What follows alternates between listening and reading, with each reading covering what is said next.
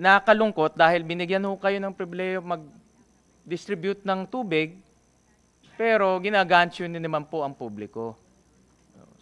Madam Chair, first of all, I would like to, gusto ko lang ho ipagpatuloy yung binuksan ni Senator Pimentel at ni Senator Bongo. Kay Administrator, salamat. Nandito ho tayo dahil nabuksan ng ating Pangulo at nagalit siya dito sa desisyon ng arbitral ruling, no? Na pinapabayad po ang consumers ng mahigit 10.8 billion pesos. No? Ano po ang pulot dulo ng arbitration? Bakit po nagkaroon ng arbitration proceedings? Ano po yung pulot dulo ho nito?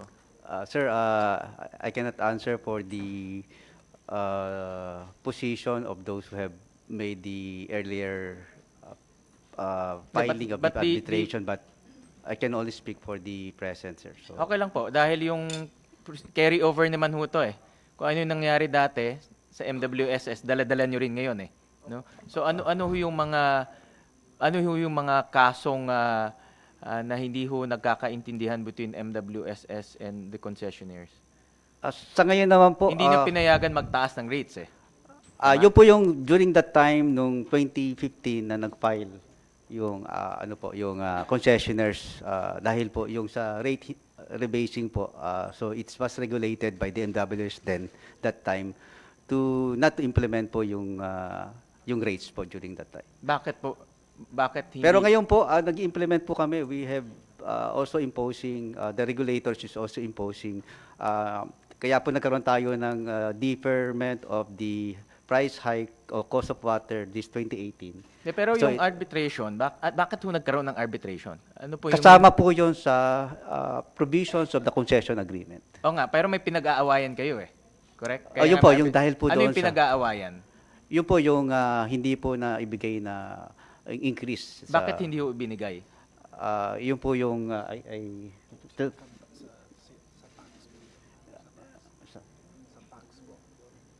related po yun sa tax ng concessionaire po. So, Nakita ko sa mga news report, hindi ho binigay yung rate dahil ipinapasa po ng concessionaires yung corporate income tax sa mga consumers. May mga ibang expenses na hindi kayo tinanggap at mayroong mga capital expenditures na tingin nyo masyadong mahal at pinapasa po sa consumers. Yun po yung mga nahanap ko sa research. Ngayon, isa sa pinaka-controversial ho dyan, yung corporate income tax. Dahil po lahat ng negosyo, kung meron kang parlor, meron kang bakery, meron kang grocery, lahat ho nagbabayad ng corporate income tax. Ito lang ho ang negosyong alam ko hindi nagbabayad ng corporate income tax. And kanino may nagsabi si Secretary Amendras, nagbabayad ho kayo kasi hindi na ho kayo pinayagan, ipasa yon. No? But even before, hindi ho kayo nagbabayad, kaya nga hindi ho sila nag-agree. Madam Chair, with your permission. Sir, from the time our income tax holiday expired, we have paid income taxes. We have paid income taxes, we have paid all the VAT, everything po. Yeah, but from the onset, from the Yes. time nagpermahan po ng concession agreement, nagbabayad ba kayo ng corporate income tax? Yes. So From ano the time. pinag-aawayan? Hindi ho pass on. Dati ho, hindi ho pass on to ang, di ba ho, naglagay kami ng kapital po. Di ba? Kasi, imbis na uutang kami naglagay ng kapital. So, there is a reimbursement. Isa sa uli. So, part of the fee to pay that po is, in calculating the appropriate reimbursement, kasama po yung taxes para di ba ho, babayaran kami sa pinasok namin ng pera. And the payment comes from the collection. So to make sure that we are able to collect back all the money that we put in within the prescribed period of the 25 years, the taxes were part of the calculation. They did, hindi pinayagan, tinanggal ho nila yon. So our expenses was not duly recognized. So parang nalugi ho kami to the tune of billions, a lot more than 7 billion, sir. So, we have always paid taxes. Madam Chair, we have, from the time nag-expire yung concession ng tax holiday namin po, nagbabayad po kami ng taxes every year. Lahat po ng taxes we pay po. Based on our research, yung corporate income tax pinapaso nyo po sa consumers. Yun po yung pinag-aawayan eh. It's not really pinapasa ho. It's part of the formula to calculate. Whatever the terminology, okay po. pinapasa nyo ho yun, no? Paikot-ikot lang ho tayo, pinapasa nyo ho yun, no? O, pinapasok nyo lang doon, tinatago nyo somewhere, nahuli ho kayo, pinapasok. In short, pinapasa nyo ho yun.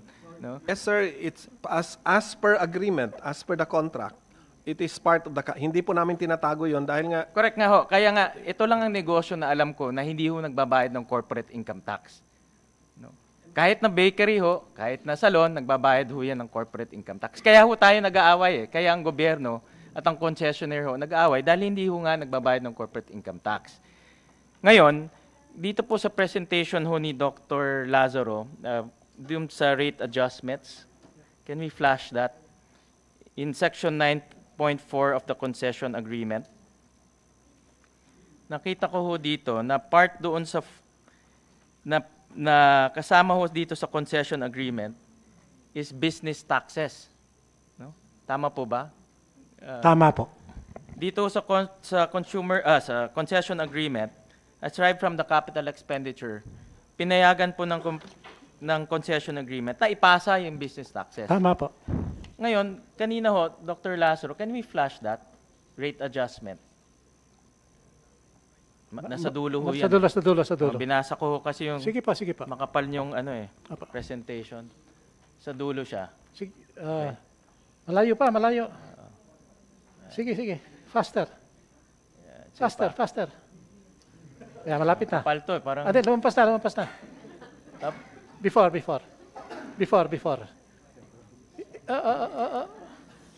Yan. Yan. Makikita nyo, efficiently and prudently incurred business taxes and debt service.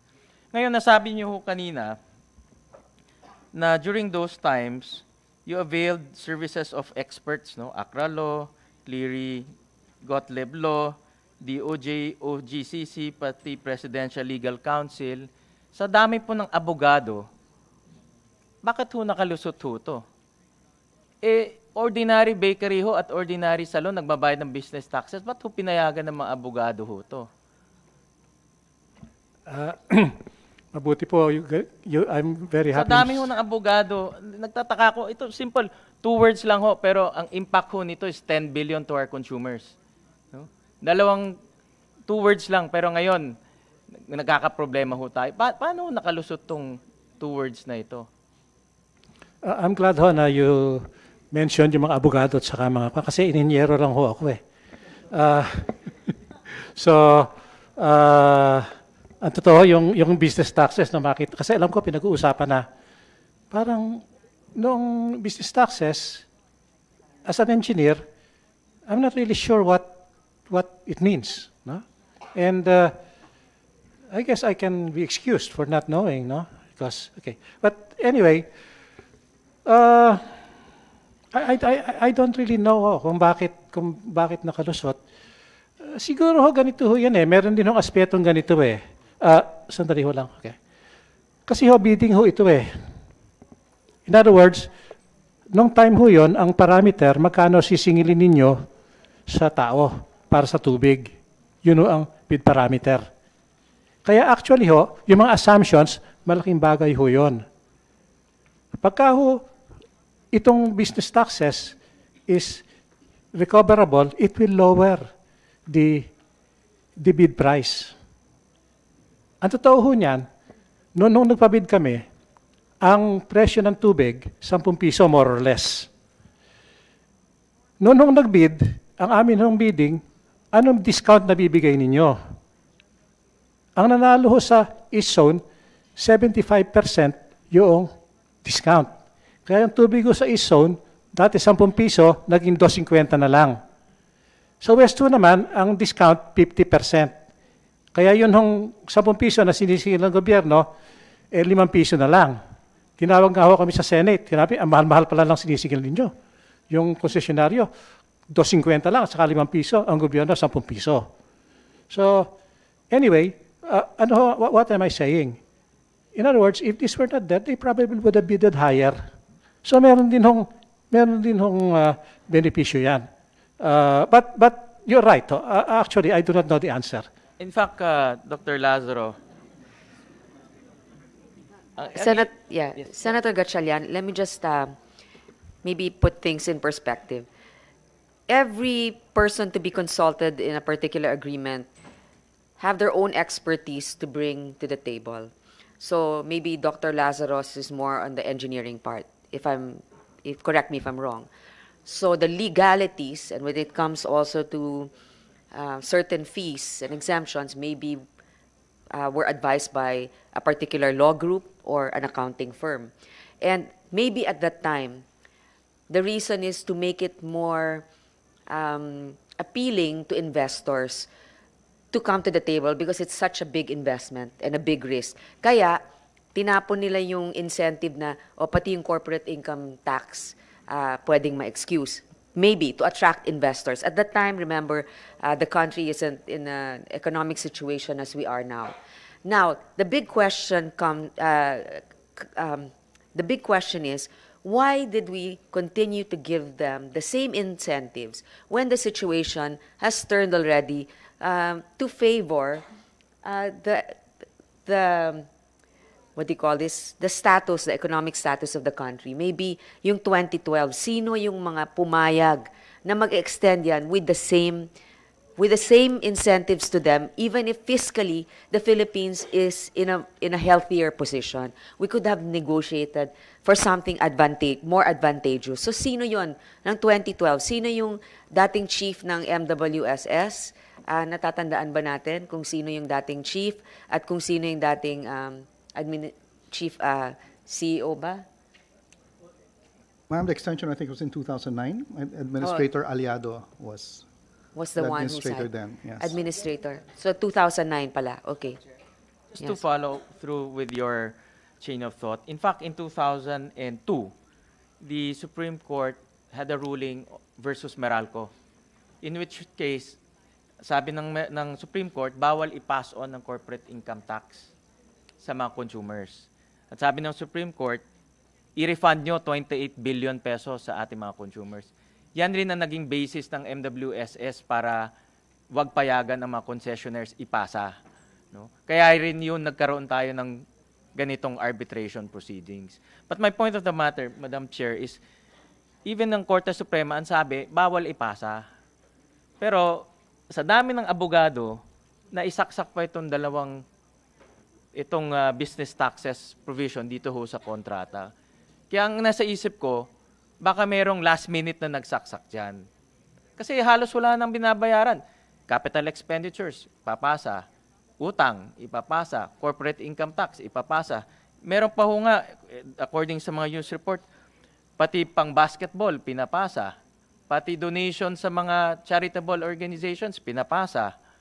Tapos meron pa hong overpricing ng mga capital expenditures according to your chief regulator. Hindi ho galing sa akin ho to, galing ho sa chief regulator. Kaya ho nagkaroon ng ganitong arbitration proceeding. Ngayon, my take on this to the concessionaires is, kahit nasabihin nyo hindi ho kayo public utility, pero ang negosyo nyo, parang public utility na rin.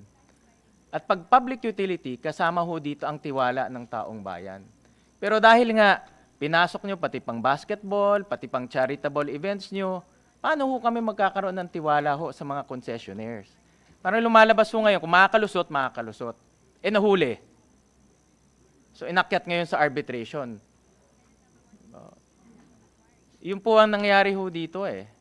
Kaya ho, nakalungkot dahil binigyan ho kayo ng pribileyo mag-distribute ng tubig, pero ginagantyo ni naman po ang publiko. Kaya ho tayo nagkaroon ng arbitration proceedings. Ngayon, sabi nga ni Senator Bongo kanina, ang magandang balita, hindi nyo nasisingilin ng 10.8 billion. Tama po ba? At yun po yung narinig ko kanina.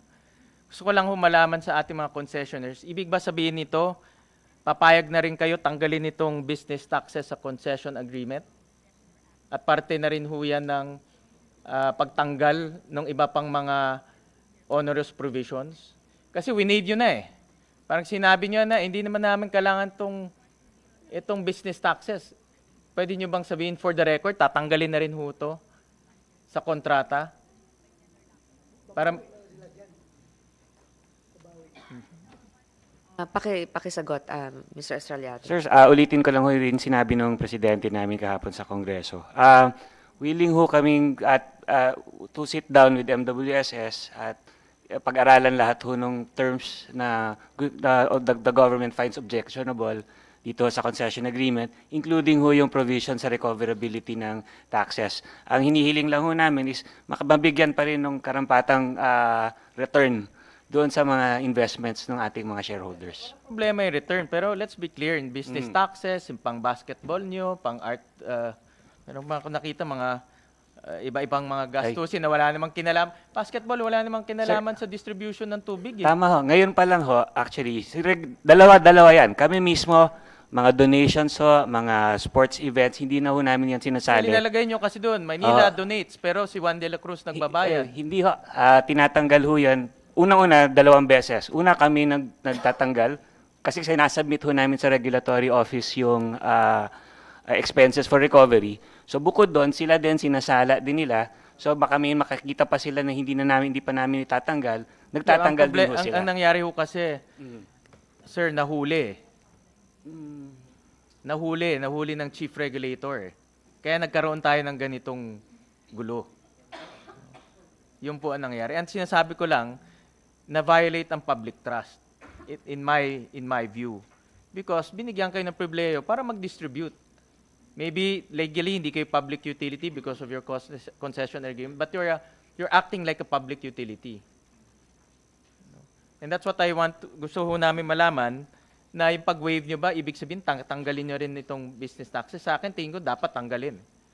Kasi winave nyo na rin eh. Ibig sabihin, hindi nyo na rin kailangan, sumang-ayon kayo na hindi nyo kailangan.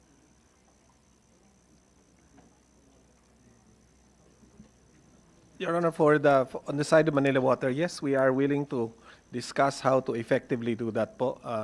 For the record, Your Honors, we submit all our expenses to MWSS for review. Wala po kaming basketball team.